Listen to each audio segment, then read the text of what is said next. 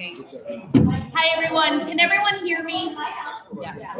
My mic is not working, but the applicant mic is. So when I ask my questions, I'm gonna have to be really loud, so I'm not handing back and forth a mic, and I will try to use my Jersey voice because that's where I'm from, and we can be very loud. So thank you so much for coming. Obviously, we want more people to filter in. Are we live? I can't, Yep. I see a black screen. Yep, we're live. But I see a black screen. It's not going to show you the video. Oh, okay. Well, that's kind of stinks. So if people are out in YouTube land, we do have a QR code and we have a link that we can put out there that what we're going to ask you to do is after you view all of the principal applicants and they answer your our questions, that you go out and you fill out a Google Doc. It is completely anonymous, and it is completely anonymous. We are not collecting email addresses. So, and you get to rate the candidates in 1, 2, and 3, right? So who's your first choice, why? Who's your second choice, why? And who's your third choice? The hopes is to bring 2 candidates to Superintendent Flanagan. The SAT team will be meeting tomorrow at 3:30. So that's the advisory team, and it's consisted of members of the community, district staff, and also teachers. So it's not just district. It's staff members here and community members, and I want that to be known because it's really important. They're the team, and I've been giving them kudos all day that are bringing you 3 candidates because they felt that all 3 candidates were strong. Some had bigger strengths than others, and they really wanted more questions asked of the candidates before we decide who to send to Superintendent Flanagan. We will be gathering all of the information that you submit on a QR code, and we will be sharing it with the SAT team tomorrow so they can make a very informed decision. One of the things I want you to know is that we are asking you to fill out the Google Docs. We'd like them by 12 noon, but we have until 2:30. So with that said, you do have till 2:30 to fill out the Google Docs. So one of the things I will tell you is do it sooner rather than later so the candidates are fresh in your head. You can go back, we are recording, so you can go back onto the YouTube channel, Burlington School District's YouTube channel, and watch the candidates again. Do you have any questions before we start? And we have about 4 minutes. Can you just say again how we access the Google Doc? There is a link. Is there a way that you can? There's a QR code. There is a QR code. Yeah, and they're up there. So what I did is I left the QR codes up by the snacks, hoping that if you get a snack, you grab a QR code. We're gonna leave them up there for the duration, and you can pick them up on your way out. We've got plenty. For those in YouTube land, if you could, I know you're watching right now, correct? Do you have the capability of commenting? Oh, yeah. Okay. If you could, we're going to put the link on the comments of the YouTube channel. Yes. Who's the group who finally decides what 2 candidates go on? It's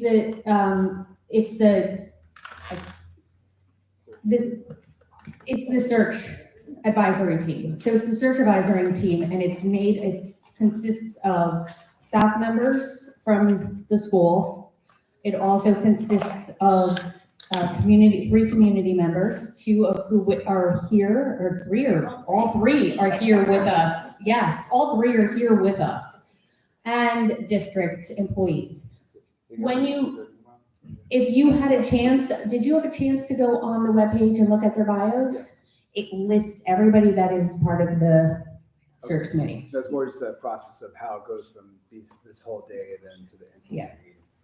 Yes, Yes, Victor. and also I'm just looking to make sure on the website, on that same page we were just talking about, is a link to the search. Okay, so if you didn't hear that, on the website where the candidates are is a link to the Google Doc. So you don't need to do it on the QR code. So you don't need to do it on the QR code. You can go right to the candidate page and you can get the link right there. You should just go to the Flynn website and then it talks about the search, click on that, and then it'll take you to that page. Are we all good? Yeah. Okay. Do we only submit 2 candidates, or can we say, man, all 3 are great?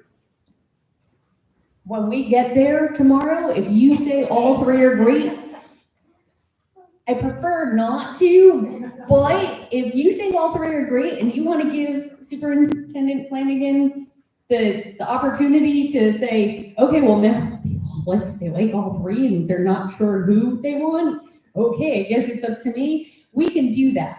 But he really wants to take your opinion and the opinion of all of you into consideration. So when we're done, not only will we send the recommendation as the SAT team, but we will also give him all the information. So any responses, what people's views are. So he's going to see all of that. For complete transparency, so he knows what you want as a school. Any other questions? Can you talk a little bit more about the format tonight? The format, oh, great. So each candidate will have 20 minutes to answer. It's about 6 questions or it's 5 questions? 5 questions. So they have 20 minutes to answer 5 questions, 4 of which are from the community itself. So when you filled out the surveys, we took that information and we put that into the questions. So we're going to start with Michelle Basile. She will have 20 minutes, and then Fi says, thank you. It's been a long day, everyone. Fi will come in, and he will have 20 minutes, and then Sally will come in, and she will have 20 minutes. So you're going to hear the same questions, but the reason why it's one at a time is because you don't want the candidates' answers being influenced by each other, right? So you want their impromptu, spur of the moment answers. And is there any opportunity for questions in the audience? No, there is not. And here's the reason why. Because if you forget the question that you asked, in HR world, you want to be fair and consistent with the questions you ask, and you do it for a reason. So, and believe me, I am a compliance is one of my passions, which people don't usually realize about me because I'm like a total character. So anyway, here is a mic for you. Can everyone hear me? Yes. Okay. Michelle, thank you so much for joining us again tonight. It's been a long day. I know that we've put you through the ringer. So again, you're gonna have 20 minutes. This time it's 5 questions. So Okay. I'm going to start, and I'm going to let you know when it's from the Flynn community. Okay. So first focus pillar is passion for elementary grades, and this is from the community. What excites you about leading an elementary school in Burlington? Great. All right. Well, first of all, elementary students are wonderful. Please stop for a moment. Yes. Please introduce yourself. I am so sorry. That's okay. That is my bad. Please That's introduce okay. yourself and then go into the question. That's okay. My name is Michelle Basile. I'm really happy to be here. I just want to thank the staff and the district team for inviting me here today. I had a wonderful time meeting probably many of your students and the staff members here, and can really tell that this is a really positive, wonderful place for students to learn and families to be part of. I moved here with my family about 9 months ago now from the Bay Area in California. I've been in education for, almost 25 years now. I worked for an educational company right out of undergraduate school. I was an elementary classroom teacher for 10 years, and then most recently I was principal of a K-8 school for 10 years. A wonderful school. I miss them every day. I took some time off to move here, and we are now settled, and so I'm really excited to be part of this community. So what I was going to say was elementary school students are wonderful. I know you all have them, so I hope you would agree with me. I have a long history with elementary school students, but really, for me, it's about, this is the time when students begin their more formal schooling, and we as educators are able to partner with you as families in the raising of your children. And it's such a formative time for them where they're beginning to not only form their self-concept as learners, but their place in the community and their abilities and their talents, and being able to nurture that, foster that, be part of a collective group of adults who has that common goal to support your children is amazing work. And it's what I've been privileged to be able to do for the past many years. Is there a second part to that question? Nope, there was not. No, okay. Okay, the next question is commitment to diversity, equity, and inclusion. How do you plan to ensure that all students, regardless of their background, feel welcomed, respected, and represented in our school's culture and curriculum? Okay, great. Well, thank you. It was a wonderful question. I think, first of all, being able to promote diversity and equity and inclusion and making sure that every single student feels that they belong in this school community, that every single family feels like they have a voice at the table in the school community, really rests on a few pillars and a few broad areas. First of all, for me, it's a shared responsibility in the school building. It is a shared responsibility of every staff member here. We are all educators of all the students in the building. We are all partners with you as a family community to educate your student, whether your student is new in kindergarten, whether your student has come through the school and is about ready to move on to middle school. It's a collaborative effort, especially here in the school building, time for professional learning, for teachers to work together, for classroom teachers, for support staff, to be able to have that time to look at data, to be able to see who is succeeding, who is not meeting outcomes as we want for them to, and why. It rests on safety, creating a safe environment for students in which they feel like they belong, they have trusted adults, they see themselves represented in people around them, in the materials that they use, in the messaging that is on the walls, in the discourse that happens within the building. They need to know that they are safe and that they are represented.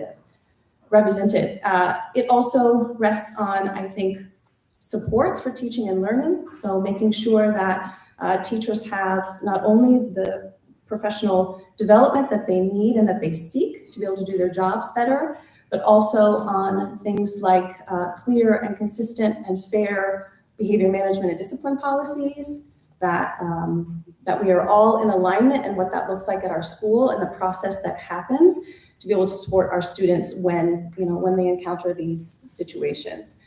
I think it also results on two other things. One is relationships. So what relationships are being built between students, student to student, student to teacher, teacher to teacher, and then from the school with you as families. I consider it one of my jobs, biggest jobs, is to partner with you to learn how I can not only support your children here and the teachers working with your children, but you as parents at home. And what can I do to help you know your children better, and support you as you work to help raise them into wonderful, kind human beings. And the last thing, and this is most important, is that it has to be a process that is constantly monitored, reevaluated, and adjusted when necessary. Because we're not always, we don't always do things perfectly. So we have to be ready to move when we need to and change our actions if we have to. Thank you. Deeper learning for every student, proven results improving the school. Deep learning requires more than just memorization of facts. It requires students to make connections, think critically, and apply their knowledge. How do you plan to assess and measure students' depth of understanding and ensure that they are equipped with the skills necessary for success in an ever-changing world? Great, that's a wonderful question. So I'm assuming, I know that there are district measures and district practices in terms of assessment that happen on a regular basis. For me, in my experience, that is one measure of a student's progress towards outcomes that we want for them. Deeper learning requires, one, that we are in a regular cycle of inquiry in terms of the data that we have available, whether it be summative assessment data, whether it be qualitative data that we are gathering as we are working with students in different ways around the school building, whether it be data related to behavior management or discipline. We're taking all of this data into account, and we're having focused time to work in professional groups to analyze the data, to determine where our students are or are not succeeding, what barriers might be existing that are preventing them from maybe realizing the potential that we are hopeful that they can realize, and then be able to make a clear and consistent plan that's based on goals that we have identified and ways to measure those goals and then to revisit them. For teachers, teachers have a lot coming at them during the day. Every teacher wants to be a good teacher. There's a lot of things going on in the classroom, around the school. And I think one of the things that I can do as administrator is work with teachers to understand where they feel their strengths are, where they feel they would like more support in terms of professional development. And then lastly, it requires me being in the classrooms every day. Having a regular schedule of when I'm in the classrooms, observing how teaching and learning is happening in the building, working with staff members when they may be struggling with a certain part of a curriculum or a certain student to collaborate and make a plan for how to support that student or group of students.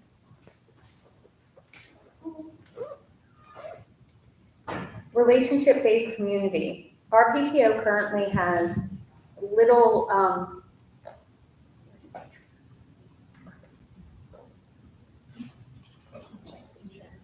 teacher, I was right. Okay. Teacher participation. How do you envision including or incentivizing teachers to become part of the PTO and build a community with the families? Okay. I love the PTO. I think the PTO is a very important part of the school in terms of creating a community and an inclusive space for students to grow and families to feel like that they want to be part of. For teachers, it's hard. I get it. I understand that it's hard to stay after school, to put more time that you probably are not getting paid for after you've had an entire day.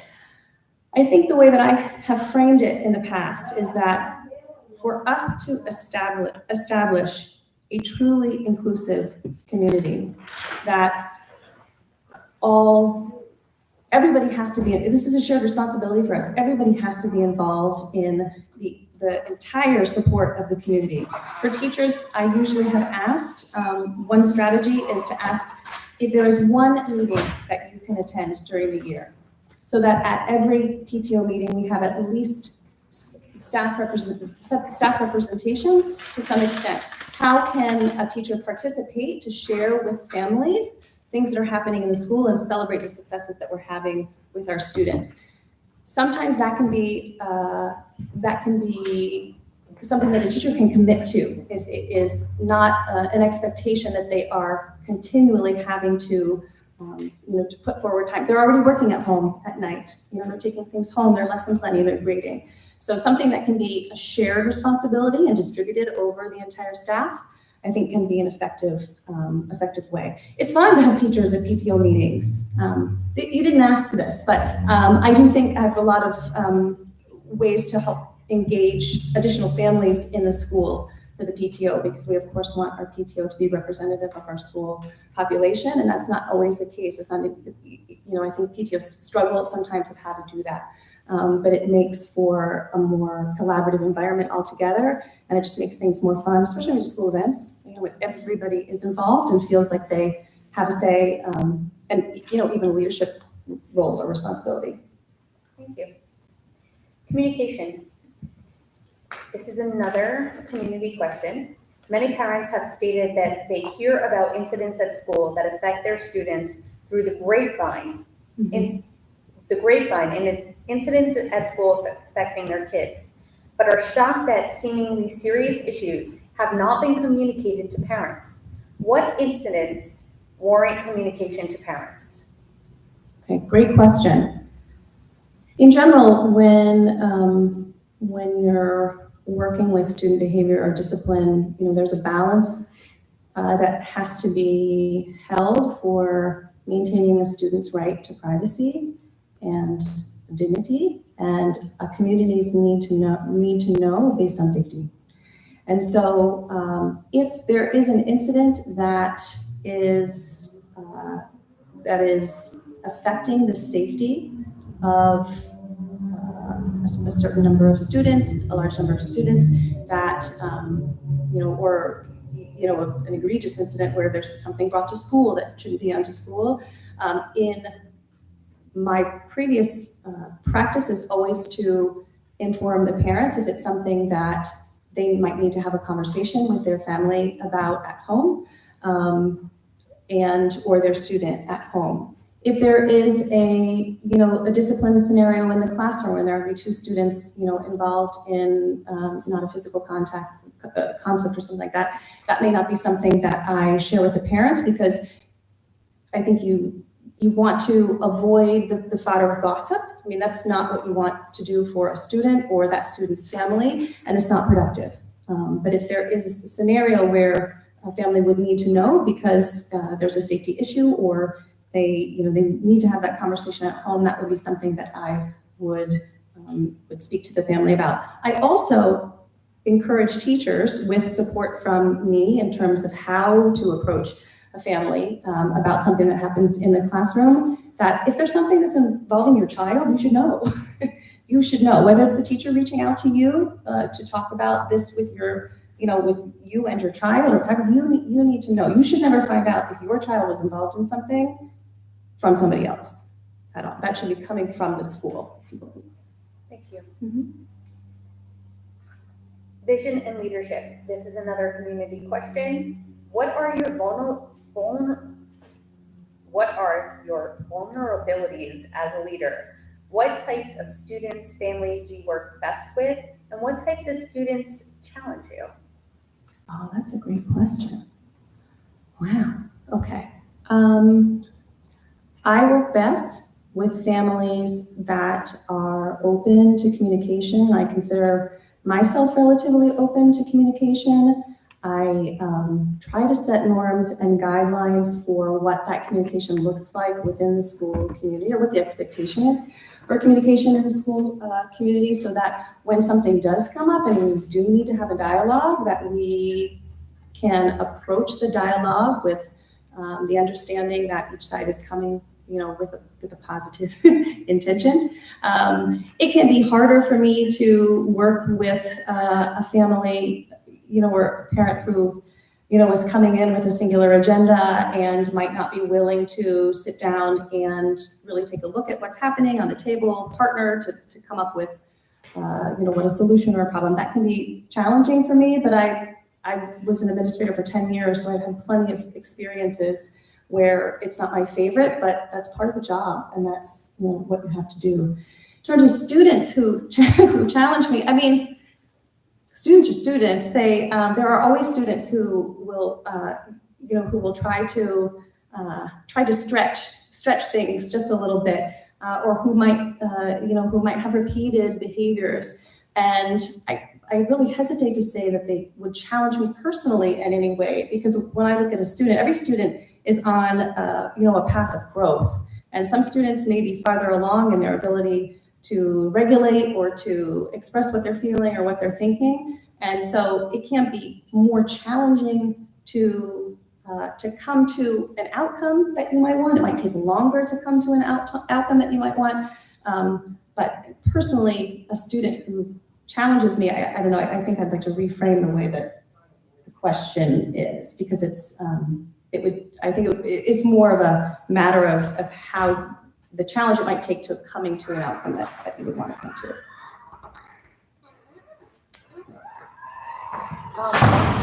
John, how much time do we have? We have 3 minutes. We have 3 minutes.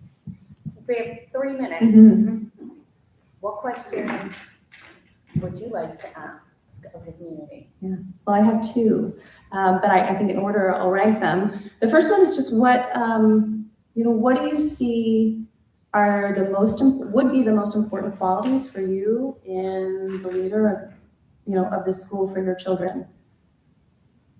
You want to take that? I would say longevity. I mean, we've had a lot of different principals the last 4 years, so that's one that's important to me. I don't know if it's the most important, but like I want my son to have the same principal for a while, form a relationship with him. I would say longevity was on top of my mind too. I would also say a willingness to listen and to learn from the school and from the families and the community and the students and the teachers. So someone who's willing to come in and get to know us and get to know Flynn. Yeah, great. I would echo those thoughts that I think that walking into a school, you're walking into existing relationships, existing staff, existing teachers, and so someone who's really capable and has some good strategies for relationship building with the existing community. Great.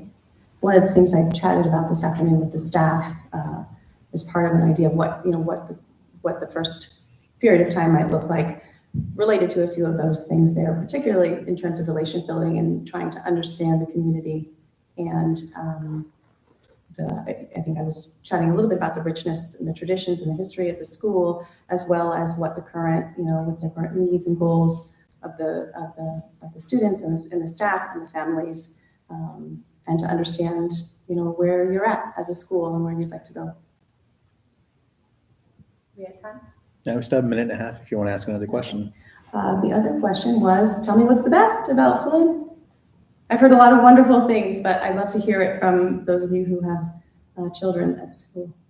I would say two things. I would say that the community, this community has a ton of heart. People are at the school, really do love it and love their kids and want to see it really shine.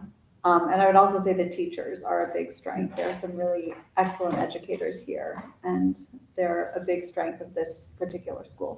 I saw some amazing teaching today, really amazing teaching. I just echo with you. I said the same thing as Delia, so I agree with us, the teachers and community. Great. The kids are pretty fantastic. We had a wonderful school tour today, very professional, it was great. You're not biased at all. Well, Michelle, thank you so much Thank for you. joining us, and we will definitely be in touch in the next couple of days. Thank you. It was really nice to meet you this evening. Thank you.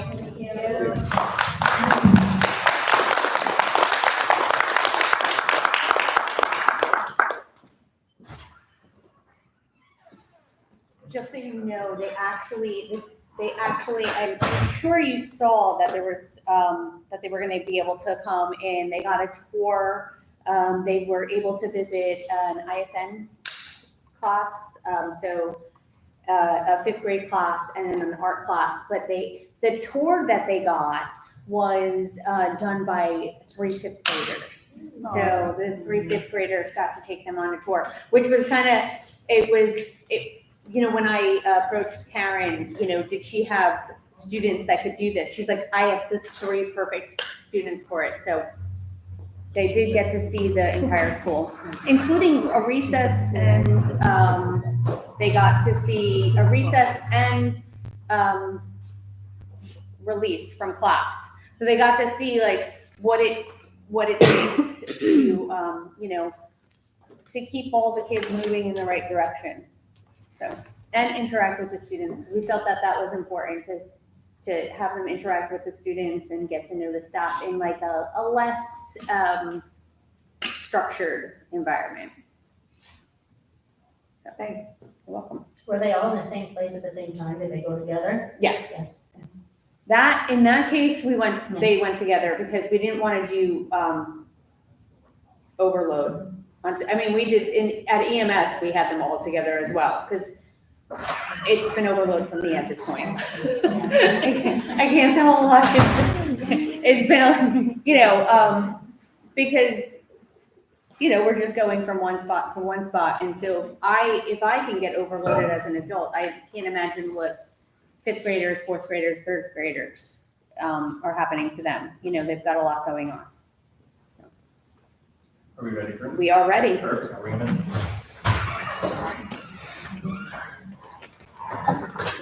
For those who just came in, we have QR codes, so it's also on the webpage where the bios are as well to rate the candidates. We are currently taping. It's a black screen and it's making me really nervous. He assures me he showed it to you, right? The YouTube. He assured me that you can see us. So we are. Yes, this is the hot seat. Yes. Everyone's like, you might want it, Just for the live, just for the Oh, gotcha. live. Yeah, we have a live feed, it is being recorded. So, once again, thank you so much it's been a long day for you, I know. Thank you so much. You have 20 minutes. Prior to getting into the questions, if you could just take 2 minutes to introduce yourself. Welcome. Thank you for coming. I'm Phi Chan. The way that I try to introduce myself is just give a little bit about my history and background. I think it very much is how I approach leading and being an educator. But my family immigrated to the U.S. in the 70s. My 3 brothers and I, the sole reason they came to this country was so that we could go to U.S. school. So very much from an early age, I understood the value of school and that role it played. That being said, it really is the lens, my lived experiences of how how it shaped my beliefs, my operations, kind of how I work with students in schools, as well as how I'm an educational leader. Just 2 things in my intro and then I'll move on. My life has really given me a first row seat at understanding what it feels like to be part of a marginalized population. Back in the 80s, it was a very different time than now. So it's really given me a deep feeling and commitment to supporting inclusivity and really making sure that all of our educators and families are supported so that they can be the best they can for our students, as well as ensuring that all of our students feel as though they belong in our community. Thank you. You're welcome. So some of these questions do come from the community, and the first focus pillar is passion for the elementary grades. And this is a community question. And it is, what excites you about leading an elementary school in Burlington? That is an amazing question. So I've been very fortunate in my educational journey. I was a teacher for 17 years, high school math. Moved to Vermont from DC, which was a little bit of a change, but I've worked more years as a teacher than a principal, which I think is an amazing thing. I started at high school math, can help you anywhere there. Worked my way to middle school assistant principaling after a little stop at technical centers, all the way down to now working at Milton Elementary School, my 5th year as assistant principal. One of the passions I had was kind of with having young children at the time, realizing as I was helping with Cub Scouts and Boy Scouts, I wanted to be in their lives and working with that age group. But as I spent the last 5 years really working and honing my skills, working with the community, I realized that for the best work I can do, because I truly think schools are transformative and they make a difference in outcome for our students. The greatest impact that I can have is at the early grades. That is where I can talk all the research about early intervention and support, but when I work with families, when I have at middle school and high school, I realize that elementary is where it's at. This is where families have their first experience with schools. Kiddos have their first experience with schools. This is where that foundational work and perception is made. So I realized pretty quickly that to work with students other than they're really cute and fun and exciting and it's joyful. But this is where families, if there's a breakdown in communication or experiences, this is where it starts and it follows through and has an impact.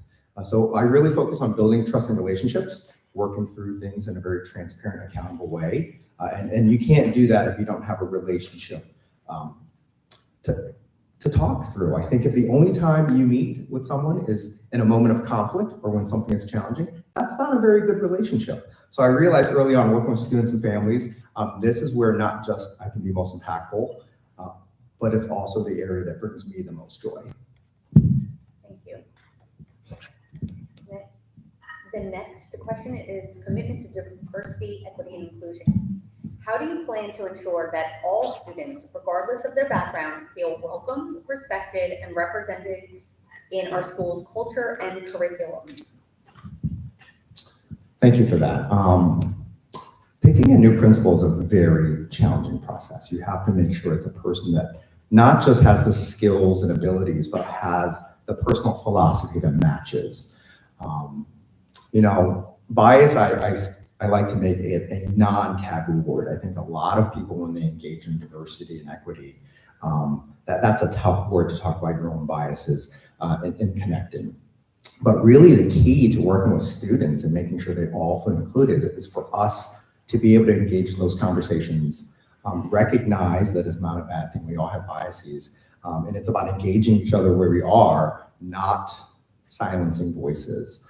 And in fostering with students, I think the worst thing a new principal could do is to roll in and be like, this is what I think the school needs. Let's do this wholesale change. And one of the things that the initial committee had said to me is that it's been challenging having multiple principals and leaders. 3 of the things they named that really is what they were looking for was consistency, predictability, and most of all, joyful learning. A lot of people care greatly. They come to work every day, but it's got to be fun and enjoyable, right? That's what keeps people in the game and students in the game. So when I look at students, I think of it through that lens. I think of it as my first 90-day plan. Part of it is really listening, and that is an action step because you have to get to know the school and climate.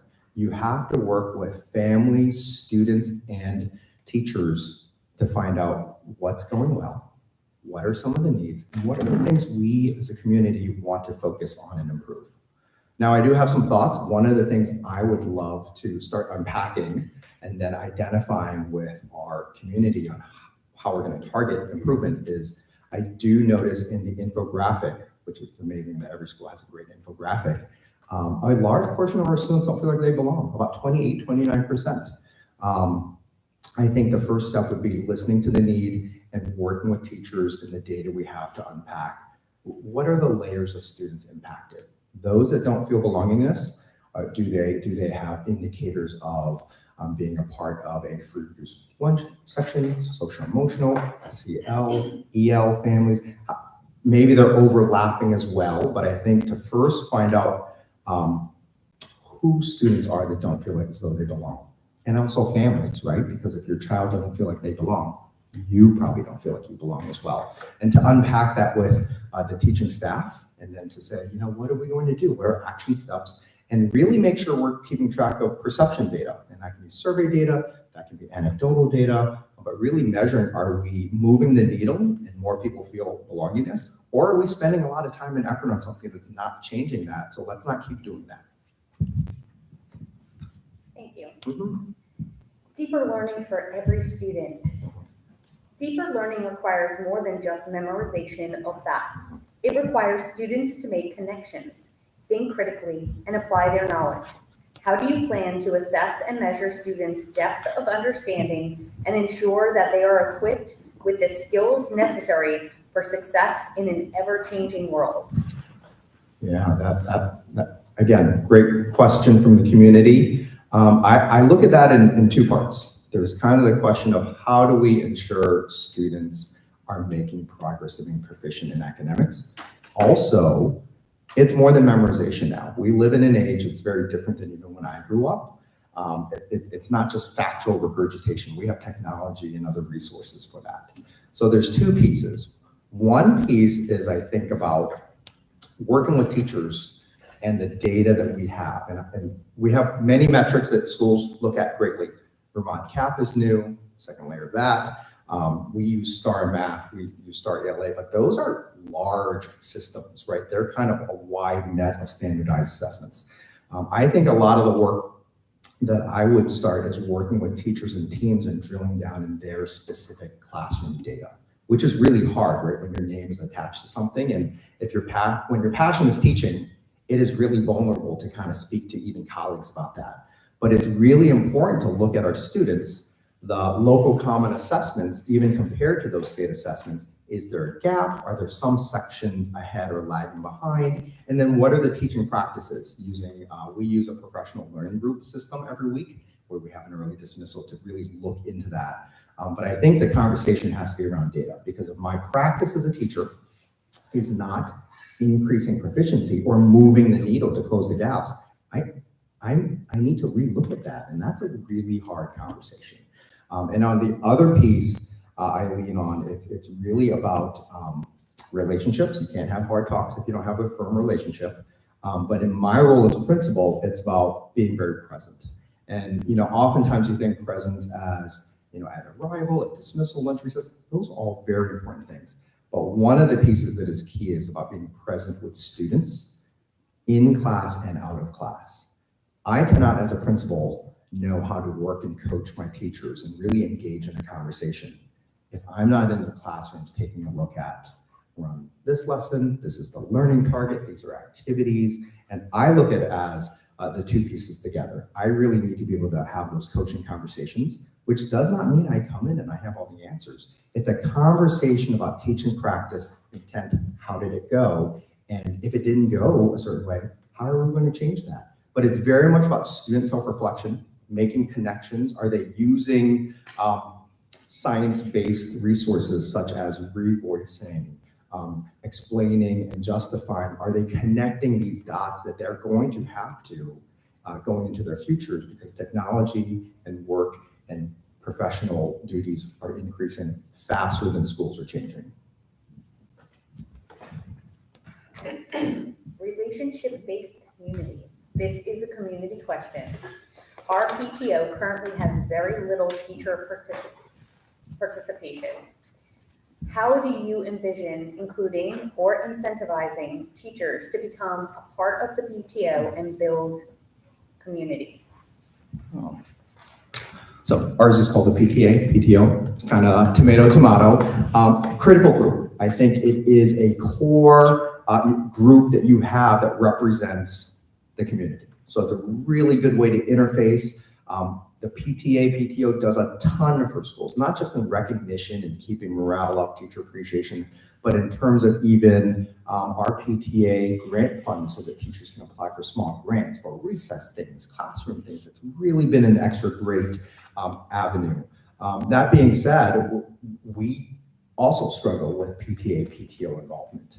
I think it's two sides. One is students in education is changing at such a pace that we're doing a lot of work to meet needs that schools weren't originally designed for, right? We have students with many, even just living in this age of technology and 24 news cycle is very traumatic. I used to go home, unless it was the long phone with that cord from the kitchen, there was no electronics. I didn't have a supercomputer in my pocket.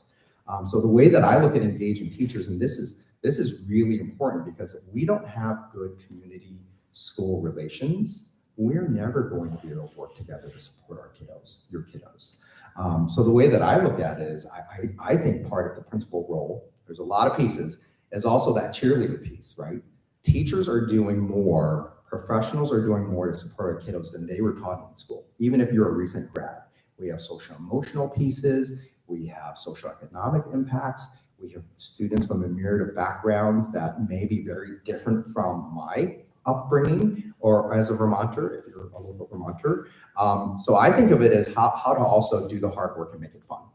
So as a principal, are there after school activities I set up? You could come or not, but they're pretty fun, and build that culture of our staff with the PTA joining together to do things that are enjoyable, right? For some people, it's a reading book club. For some people, it's a gardening club. But how to engage people. And I truly believe that the more that teachers, any adult, engages with the PTA and community, the more you want to be together. The more you're going to rely on each other. And typically, it's these social clubs, right, that create in the PTA. It's just a very formal one. So I think finding informal ways to interact that are fun, engaging, even if maybe you're a teacher and it's been an tiring day, but you have little kiddos, and we have an event where there's also fun kid activities so that the adults can then have some adult time. But how to get creative. And how I've done it in Milton is really working with our PTA. We actually get together before the summer's over to plan out activities through the year, and we meet at least once a month, not just for the principal update, but as a team, just to say, hey, what are things we can help each other with? And that relationship goes back and forth. Communication. Many parents have stated that they hear about incidents at school that affect their students through the grapevine, but are shocked that seemingly serious issues have not been communicated to parents. What incidents warrant communication to parents? Yeah, and so that happens a lot, unfortunately. Things happen at school, right? Kiddos are learning skills, and sometimes there's big behaviors, sometimes there's safety concerns. I'm not as familiar with kind of the safety behavioral structures here. I have read the handbook, but what I can say, this is how I categorize it as a parent myself. There are big things that happen. If they impact my student, I would want to know, right? Even if it's an FYI. So when I work with, I primarily work with grades 2, 3, 4, although the other assistant principal and I are a great team. So that's about 330 kiddos at those 3 grade levels in my school. The way I think about it is I think about what if these are my kiddos, but what if this was my own child? So typically if there is a big event, and a big event can be anything from something where harm has occurred. It could be physical harm, it can be emotional harm, something that impacts a classroom. There are times when for safety, we may need to shift a classroom. It's pretty rare.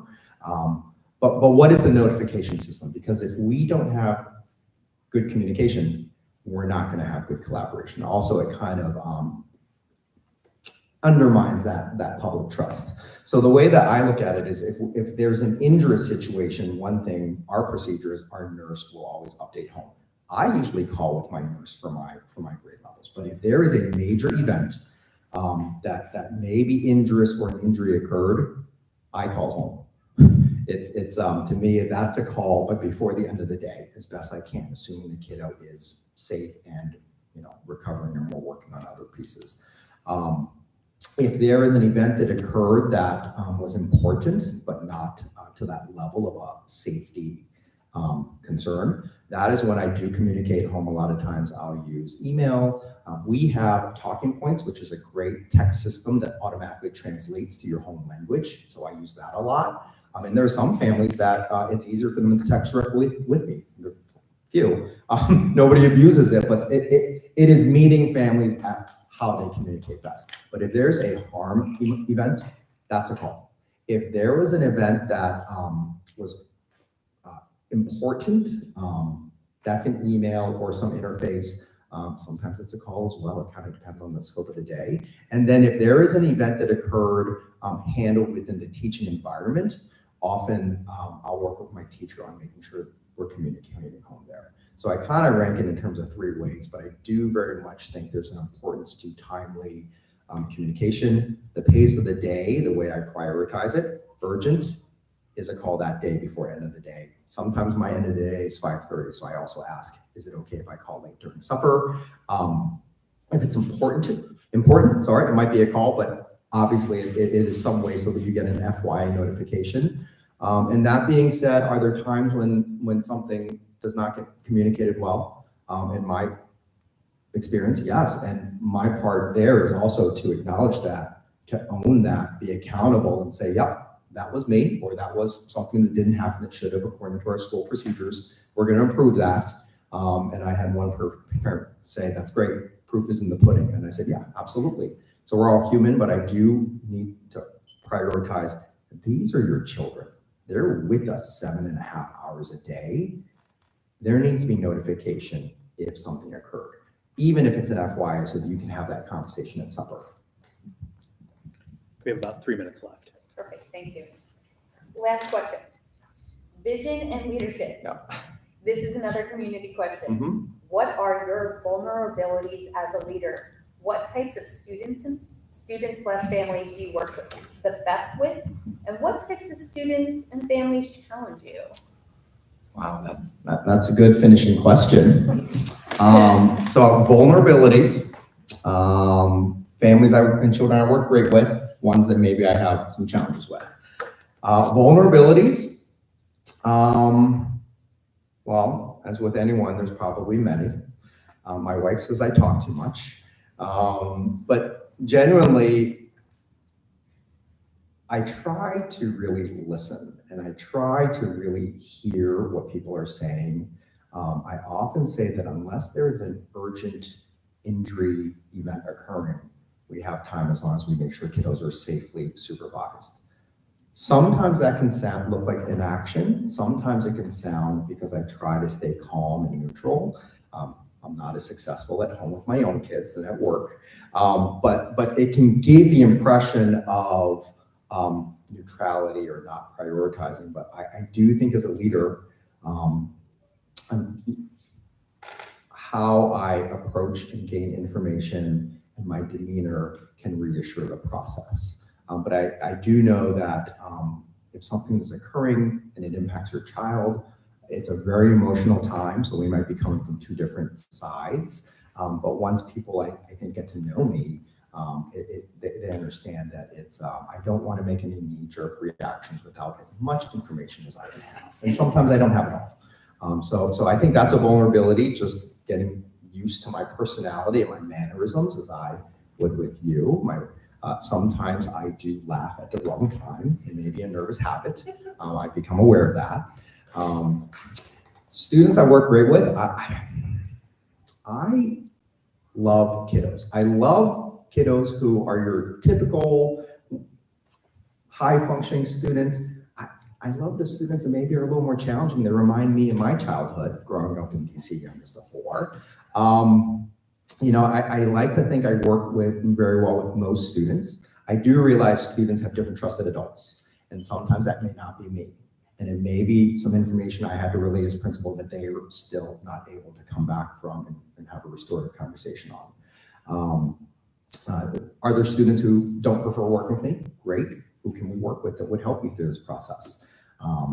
Where I struggle, I think, is when a student is quote unquote acting up, which I look at as there's something they need, they're not able to express it, they're super frustrated. And I think I have a challenge until I can start to understand from their perspective, because there's a student perspective and the adult perspective. And it's very hard sometimes to balance as an educator when you're going through process procedures. Is this a student need or an adult need, right? Because sometimes adults need some follow through that they were used to when they went through school. So I would say until I can better understand kiddos and what they're going through and working with their families to better understand, that's usually the hardest part.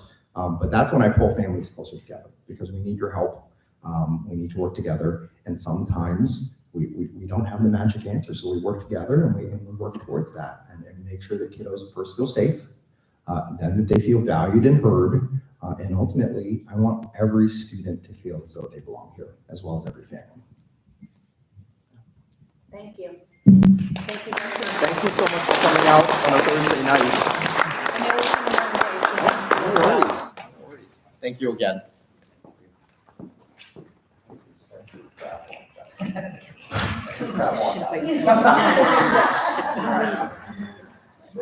Oh, I got you too.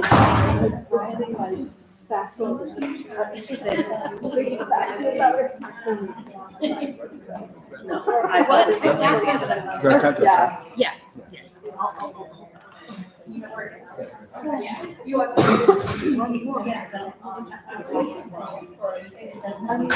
Stretch your legs, everyone.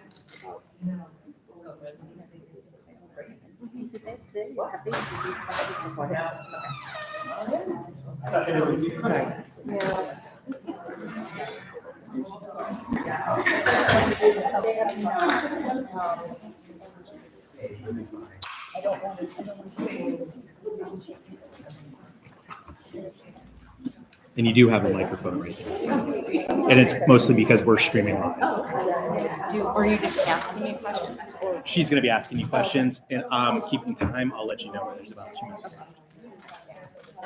Someone just went to that and she's just gonna take a brief pause to allow you to hang out and see ask me. Good at that. Oh, yeah. Yeah, there's like a 3 or 4 minute window. Yeah, and then they have the mic right there. Yeah.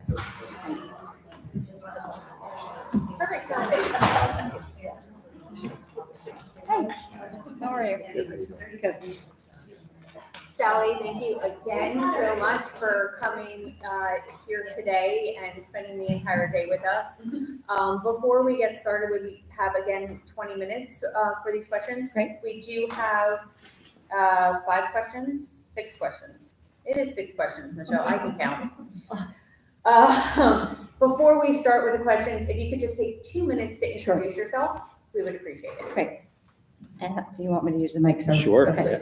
My name is Sally Hayes, and I have lived in Burlington for 35 years. And I had the pleasure of teaching at CP Smith for 13 years. Then I've gone on to be a principal in Huntington for the last 11 years, and have loved being a part of this community for so many years, and am honored to be considered to be the next principal of Flynn. So the questions are based on our focus pillars, and the first one is passion for the elementary grades. It comes from our community, Great. and it is, what excites you about leading an elementary school in Burlington? That's a great, easy question for me. So the reason why I went into teaching elementary age students is because young children are naturally curious. They always have wonder. They always have joy. And every day is different, and you are on the learning journey with them every second of the day. And I feel like they take risks. I think we all can learn from children that way. They're very open. They're like an open book, and they take risks. And I have always felt like in all the developmental phases, children just are sponges. They just want to learn. They will be active participants most of the time. And I also think parents are really easy to collaborate with and work with young children, because they're so involved and making those relationships with parents and really working with those parents to work for those students is just something that I have always loved and is a real joy of mine. Thank you. Next question is about commitment to diversity, equity, and inclusion. How do you plan to ensure that all students, regardless of their background, feel welcomed, respected, and represented in our school's culture and curriculum? So I think that really revolves around making sure that you're using inclusive practices and making sure that you're not using a one-size-fits-all approach to teaching, which is really a big challenge for teachers and something that we all are continuing to learn about. I think it means that you really need to get to know your students, and you get to have relationships with them and understand how they learn and what makes them tick and what strategies are they a visual learner, or are they a hands-on learner, or do they need visuals? So I think it's really getting to know the student, using inclusive practices. Like I said, not being one size fits all. I think it's also always using the teach, assess, analyze, and refine cycle, which teachers use all the time, to make sure that the practices that they're using actually are getting the results that they want. So in collaborative teams, teachers will look at the practices. Are they working? Do the practices need to be refined, or do they need to be changed? If you're not making that needle move on some of the growth for your students, you know that it needs to be refined. I think also a really great inclusive practice is using universal design approaches. So if you're going to teach 3 students a certain concept about a social emotional skill, why not teach all the students in that class? So if it's a member with the most highly skilled person, like an SLP, you would invite them to come in and use a universal approach and teach that skill to the whole class if possible. So I think it's really analyzing, assessing your practices, being willing to adjust those practices, and also meeting students where they're at on their learning journey.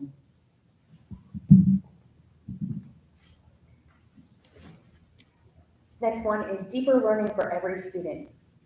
Deeper learning requires more than just the memorization of facts. It requires students to make connections, think critically, and apply their knowledge. How do you plan to assess and measure students' depth of understanding and ensure that they are equipped with the skills necessary for success in an ever-changing world. That is a big job. Yeah. I think that the most important thing for depth of knowledge is trying to make connections and trying to connect the learning across content. So not just learning it one way. So we know so much more about the brain and how the brain intakes information right now. And that when students are And your voice matters. We're meeting as an advisory group tomorrow at 3:30. So if you want to take one of the QR codes, thank you.